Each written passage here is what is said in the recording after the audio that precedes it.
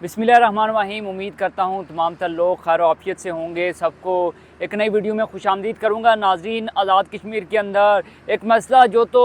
तकरीबन 75 सालों से चला आ रहा था, लेकिन चूँकि 27-28 सितंबर को जो आज़ाद कश्मीर के अंदर इंटरनेट और मोबाइल सर्विस को बंद किया गया था, उसको स्लो डाउन किया था, वो वापस अपनी जगह पर बहाल नहीं हो सकी। यानी कि जो 28 सितंबर तक इंटरनेट आज़ाद कश्मीर के अंदर चल रहा था, गो कि वो भी काफ़ी ज़्यादा स्लो था। लेकिन जो एहतजाज ख़त्म हुआ 4 अक्टूबर के मायदे के बाद, उसके बाद जो वहाँ पर आज़ाद कश्मीर भर में इंटरनेट है वो काफ़ी ज़्यादा स्लो कर दिया गया था। इवन फेसबुक के इस्तेमाल में काफ़ी ज़्यादा इश्यूज़ आ रहे थे। तो उस हवाले से क्योंकि गाहे बगाहे हम भी सोशल मीडिया पर अपनी आवाज़ उठाते रहे हैं और आपके तवस्सुत से हम जो हुक्काम बाला है, हमने बहुत ज़्यादा उनको बावर करवाने की भी हमेशा कोशिश की है कि जो इंटरनेट और मोबाइल सर्विसेज हैं, जिससे कुछ लोगों का रोज़गार भी जुड़ा हुआ है, साथ ही साथ जो स्टूडेंट्स हैं काफ़ी ज़्यादा परेशान है, क्योंकि उन्हें कुछ क्लासेस लेनी होती हैं। काफ़ी सारे स्टूडेंट्स हैं जिनने वहाँ से यूट्यूब या बाकी जो इंटरनेट है वहाँ से मदद लेनी होती है। तो लिहाजा फिल फोर जो है इंटरनेट की सर्विसेज को आज़ाद कश्मीर भर के अंदर जो है मुकम्मल तौर पर बहाल करें, ताकि जो वहाँ के लोग हैं, वहाँ के बासी हैं, उनकी मुश्किलात कम हो सकें। तो इसी सिलसिले में जो जम्मू कश्मीर जॉइंट अवामी एक्शन कमेटी है, उसके जो कोर कमेटी के मेंबरान हैं, जिसमें मुज़फ़्फ़राबाद से शौकत नवाज़ मीर साहब हैं, सरदार उमर नज़ीर कश्मीरी साहब हैं, उनकी क़यादत में एक वफ़द जो है वो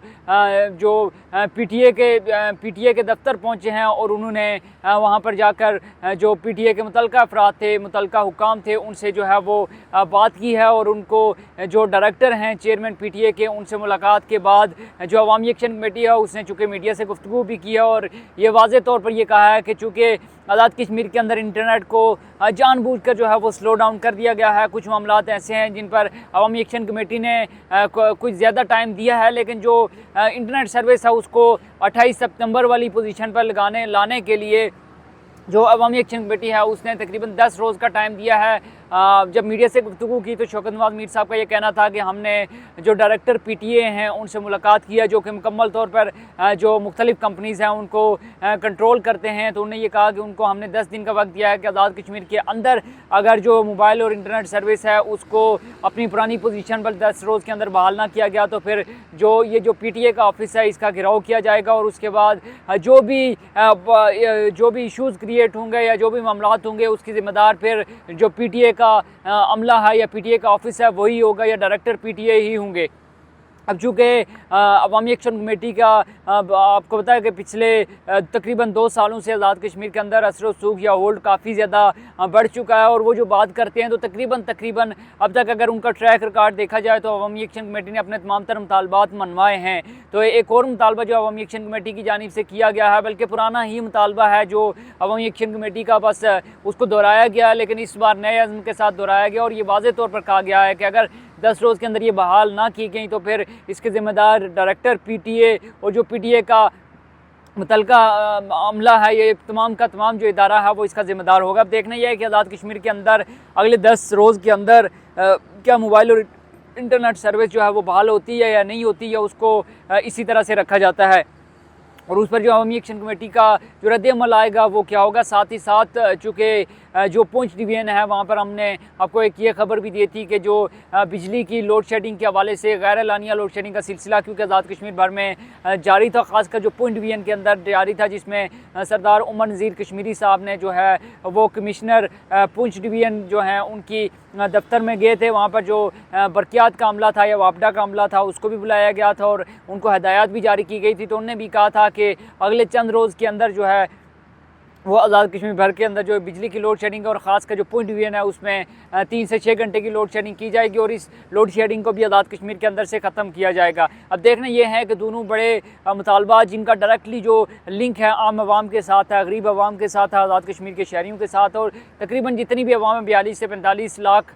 के करीब जो हमारी आवाम है उसके साथ ये तमाम का तमाम जो सिलसिला है वो जुड़ा हुआ था। अब यही देखना है कि कब तक ये इंटरनेट और मोबाइल सर्विस को बहाल किया जाता है, कब बिजली की जो एलानिया और गैर एलानिया लोड शेडिंग है इसका ख़ात्मा किया जाता है और आज़ाद कश्मीर के जो शहरी हैं वो भी सुख का सांस ले सकते हैं। दूसरी जानिब चूँकि 28 सितंबर से ऑनवर्ड जो है अवामी एक्शन कमेटी ने एहतियात की कॉल दी थी। 29 सितंबर को जो कुछ हुआ या 3 तारीख तक या 2 तारीख तक जो कुछ भी हुआ आज़ाद कश्मीर भर के अंदर, उस हवाले से वैसे तो सारे ही एक जुडिशल इंक्वायरी का मुतालबा कर रहे हैं, लेकिन अब जो मुस्लिम कॉन्फ्रेंस है जिसने वहाँ पर एक अमन रैली भी निकाली थी और जिसमें अमन रैली के नाम से एक रैली निकाली थी जिसमें तसादम भी हुआ था। और अवामी एक्शन कमेटी ने ये इल्ज़ाम आयद किया था कि जो मुस्लिम कॉन्फ्रेंस के उनकी जानिब से कहा गया था कि जो गुंडे हैं उनकी जानिब से फायरिंग भी की गई है, उनकी जानिब से अवामी एक्शन कमेटी के लोगों के ऊपर पथराव भी किया गया है। तो अब उसी मुस्लिम कॉन्फ्रेंस ने जो है वो एक मुतालबा किया, उन्होंने कहा कि इस एहतजाज के दौरान तमाम तर जो वाक़यात हुए हैं उनकी जुडिशल इंक्वायरी करवाई जाए और तमाम तर जो ज़िम्मेदारान हैं और जो लोग उसमें से जो जिन लोगों की जाने गई उनके हवाले से जो है फिलफोर जो है वो इक़दाम किए जाएँ और उन लोगों को जो है वो ना सिर्फ इंसाफ फराहम किया जाए बल्कि जिन लोगों ने ये किया है उनके जो कातिल हैं उनको भी गिरफ़्तार किया जाए। तो इस हवाले से चूँकि मुस्लिम कॉन्फ्रेंस के वहाँ की जो मकामी क़यादत है मुज़फ़्फ़राबाद की वो भी नामज़द है। तो अगर ऐसा होता है और जुडिशल इंक्वायरी बनती है तो मेरे ख्याल में शायद क्योंकि वीडियोज़ भी सामने आई थी जिसमें मुस्लिम कॉन्फ्रेंस के एक सीनियर ओहदेदारान के जो बेटे थे वो भी फायरिंग करते हुए पाए गए। तो अगर इस तरह से होता है तो शायद उनके लिए भी काफ़ी ज़्यादा मुश्किलात हो सकती हैं। बहरहाल जो मुस्लिम कॉन्फ्रेंस की कोर कमेटी का इजलास हुआ है रावलपिंडी के अंदर, उसमें उन्हें वाज़ेह तौर पर मुतालबा किया। अब देखना ही है कि इस मुतालबे पर भी कितना अमल होता है, आया होता भी है या नहीं होता। बहरहाल वो कुछ भी कहना कबल अज़ वक्त होगा। दूसरी जानिब जो वज़ीर-ए-आज़म आज़ाद कश्मीर हैं चौधरी अनवारुल हक साहब, उनके खिलाफ तहरीक अदम एतमाद ताहाल ना लाई जा सकी। बहरहाल दूसरी जानिब जो पाकिस्तान के अंदर जो 27वीं आइनी तरमीम है उसकी गूंज है और इस तरमीम के बाद ये कहा जा रहा है क्योंकि 6 तारीख को बिलावल भुट्टो साहब ने अपनी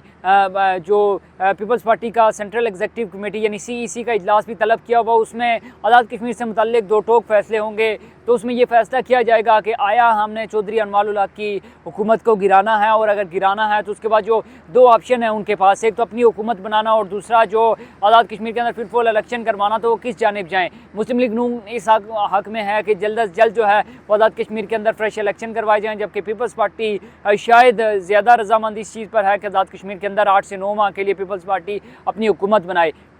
अब इन दोनों इश्यूज़ पर ये जो दोनों आप कह सकते हैं कि जो पॉइंट्स हैं इनके ऊपर गौर किया जाएगा। और 6 तारीख के बाद चूँकि इस वक्त सदर ममलिकत आसिफ अली ज़रदारी भी बैरून मुल्क के दौरे पर हैं, बिलावल भुट्टो भी उनके हमरा देखने हैं कि वापसी पर सबसे पहले तो 27वीं आइनी तरमीम का जो मामला है उसको देखा जाएगा और उसके बाद जो आज़ाद कश्मीर के अंदर ये जो सिचुएशन क्रिएट हुई है तब तक जो वज़ीर-ए-आज़म आज़ाद कश्मीर है तब वो भी सुख का सांस लेंगे। उनका दिन एक चढ़ता जा रहा है और तकरीबन 1 साल से भी कम अरसा रह गया है उनकी जो मुद्दत मुलाजमत कह लें या हुकूमत जो कह रहे हैं उसके अंदर अगर उनके खिलाफ तहरीक अदम एतमाद पेश नहीं की जा सकती।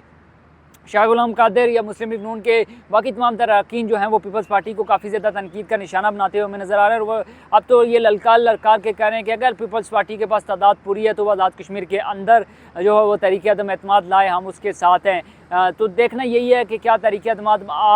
आ जाएगी, आज़ाद कश्मीर के अंदर लाई जाएगी या फिर चौधरी अनवारुल हक को या 8-9 माह जो हैं वो पूरे करने दिए जाएंगे। जो भी अपडेट होंगी वो आपके साथ शेयर करते रहेंगे। साथ ही साथ जाते जाते ये आपको बताऊं कि आज़ाद कश्मीर भर में जो सर्दी की शिद्दत है उसमें इजाफा हो गया और इस सर्दी की शिद्दत में आप खुद भी बचें और अपने जो प्यारे हैं उनको भी बचाएँ ताकि किसी भी किस्म की बीमारी से आप महफूज रह सकें। अपना बहुत सा ख्याल रखिएगा और हमारे चैनल को अभी तक अगर आपने सब्सक्राइब नहीं किया तो फौरी तौर पर जो है वो सब्सक्राइब कर लें ताकि आने वाली जो भी अपडेट्स आप तक पहुँच सके। मुझे दीजिए इजाज़त, अल्लाह हाफ़िज़।